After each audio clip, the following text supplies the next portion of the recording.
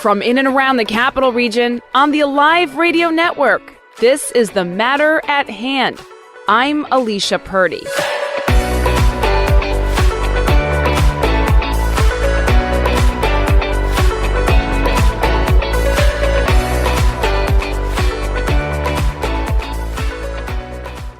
In Congress, July 4th, 1776. The unanimous declaration of the 13 United States of America.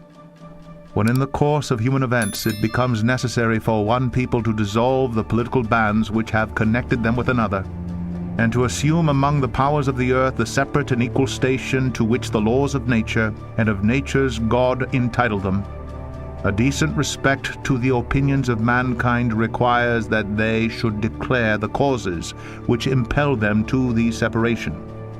We hold these truths to be self-evident, that all men are created equal, that they are endowed by their Creator with certain unalienable rights, that among these are life, liberty, and the pursuit of happiness, that to secure these rights governments are instituted among men deriving their just powers from the consent of the governed, that whenever any form of government becomes destructive of these ends, it is the right of the people to alter or to abolish it, and to institute new government, laying its foundation on such principles and organizing its powers in such forms as to them shall seem most likely to affect their safety and happiness. On July 4th, 1776, the Declaration of Independence was signed, unequivocally rejecting the rulership of a tyrannical king, giving birth to a new nation, the United States of America, and establishing a new form of government,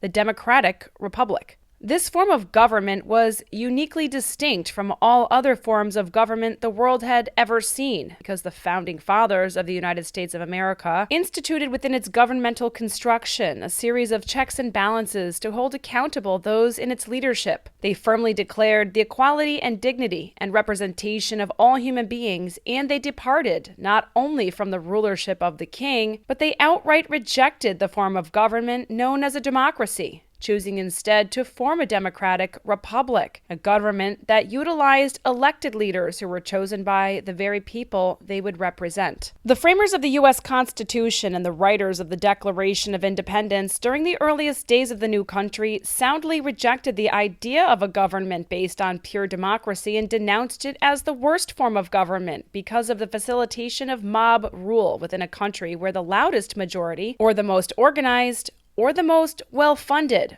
or the most violent, would make the decisions for the rest of the people. In a democratic republic, however, the decisions that would affect the lives of the new Americans would be made by elected representatives chosen by the people themselves, rather than being left vulnerable to the devastations of a majority vote. Furthermore, the founders of the United States of America created a process by which the elected leaders then would create and vote on laws to govern the people. A democracy, according to the country's founding fathers, would lead to a form of government based on the rules of man, whereby people would rule over each other in mob-style forms of government and create laws to further their own agendas. Whereas a democratic republic would uphold the rule of law, and no one person nor group of people would supersede the rule of law, and a constitution was set into place to protect the rights of all people from the will of the majority. The concept of democracy can be traced back to around 500 BC in Athens, Greece. Athenian democracy was a true direct democracy, or mobocracy, under which the public voted on every law, with the majority having almost total control over the rights and freedoms of the people. As a republic's most unique feature, a constitution enables it to protect the minority from the majority by interpreting and, if necessary, overturning laws made by elected representatives of the people. In the United States, the Constitution assigns this function to the U.S. Supreme Court and the lower federal courts. However, the unique system of government created and instituted by the founding fathers of the United States of America, the framing of the Constitution, and the battle for independence from the tyrannical King George almost didn't happen. The story that we usually hear about the American Revolution is about the revolution as a unifying event.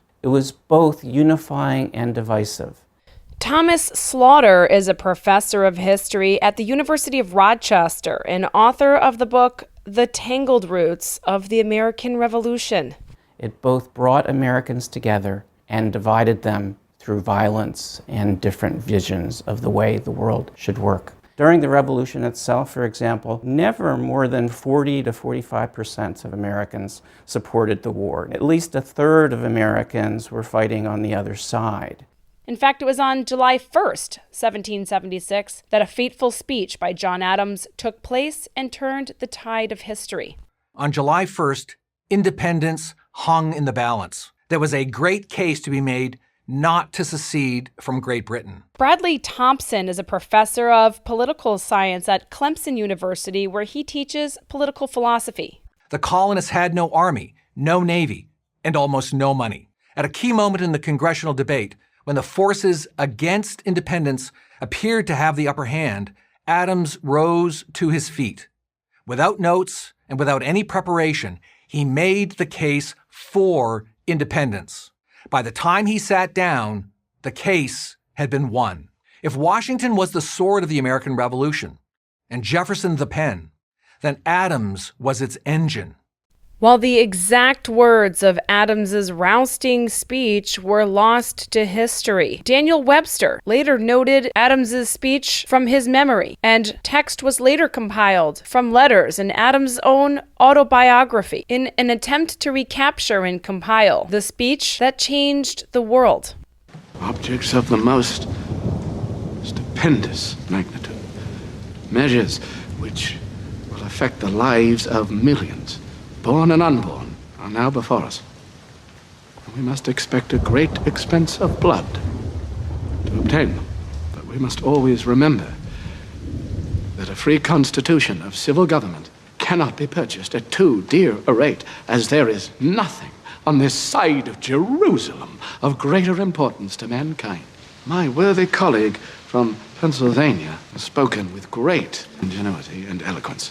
He has given you a grim prognostication of our national future. But where he foresees apocalypse, I see hope. I see a new nation ready to take its place in the world. Not an empire, but a republic. And a republic of laws, not men. Gentlemen, we are in the very midst of revolution. The most complete, unexpected, and remarkable of any in the history of the world. How few of the human race have ever had an opportunity of choosing a system of government for themselves and their children. I am not without apprehensions, gentlemen, but the end we have in sight is more than worth all the means. I believe, sirs, that the hour has come.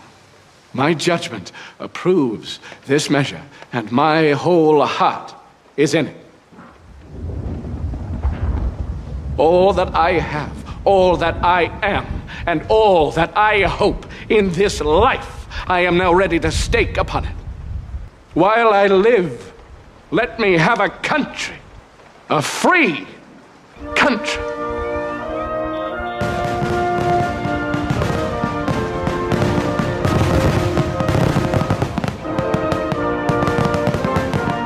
John Adams is credited with the tradition of celebrating the birth of the United States with fireworks. In a letter to his wife, Abigail Adams, on July 3rd, 1776, Adams wrote that the occasion of the nation's birth should be commemorated with, quote, pomp and circumstance, parades, shows, games, sports, guns, bells, bonfires, and illuminations from one end of this great continent to the other from this time forward forevermore.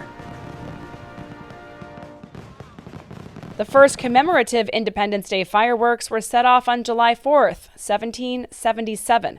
The Pennsylvania Evening Post wrote that in Philadelphia, celebrations were conducted with the greatest order and decorum, and the face of joy and gladness was universal. That same year, fireworks also lit up the sky in Boston, and by 1783, a large variety of fireworks were available to the public. And from there, cities all across the United States began the tradition of celebrating the birth of the nation with a fireworks display.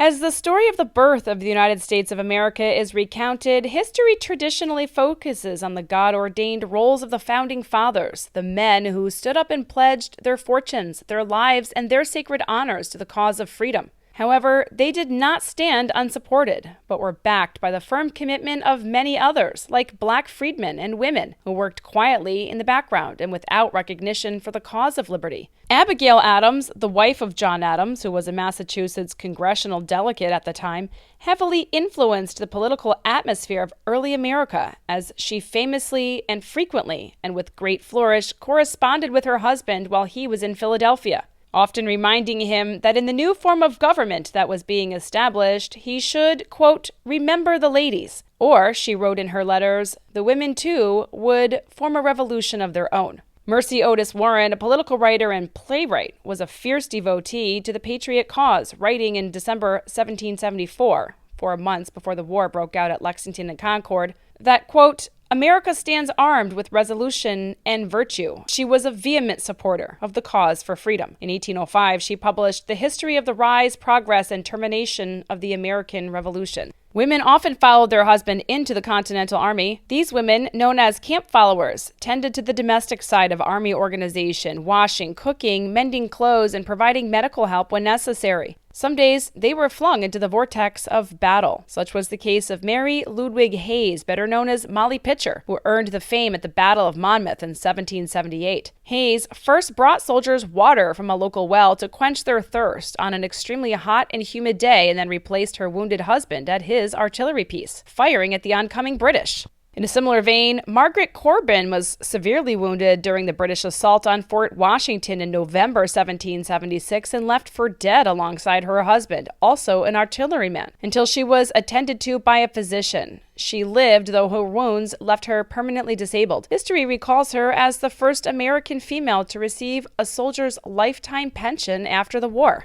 From 1789 to 1797, Adams was America's first vice president under General George Washington. He then served a term as the nation's second president. He was defeated for another term by Thomas Jefferson, who later said of the speech Adams gave that fateful day in Philadelphia that Adams' speech was so powerful in thought and expression that it moved the delegates out of their seats. According to Professor Bradley Thompson of Clemson University, John Adams lived his life under the same stringent rigors to which he held others around him. Born in 1735 near Boston, Adams relentlessly pushed himself to rise early, work hard, and live a moral life.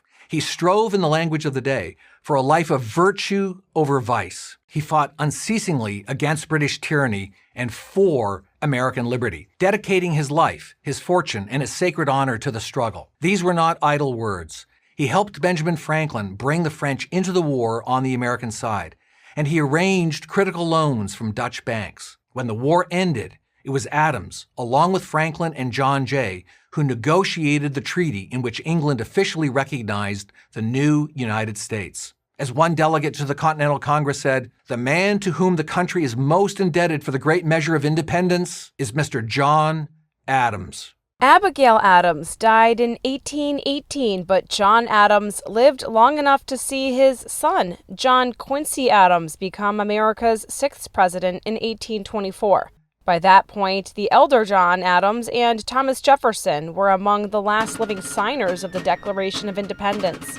On July 4th, 1826, the 50th anniversary of the signing of the Declaration of Independence, the 90-year-old John Adams uttered his last words, which were, "Thomas Jefferson still survives." Adams died later that day. What he did not know was that earlier that morning, Thomas Jefferson, too, had passed away.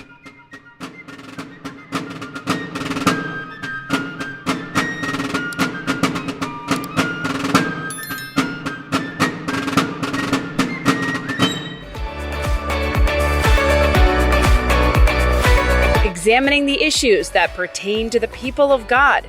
This is the matter at hand. From in and around the Capital Region, on the Alive Radio Network, I'm Alicia Purdy.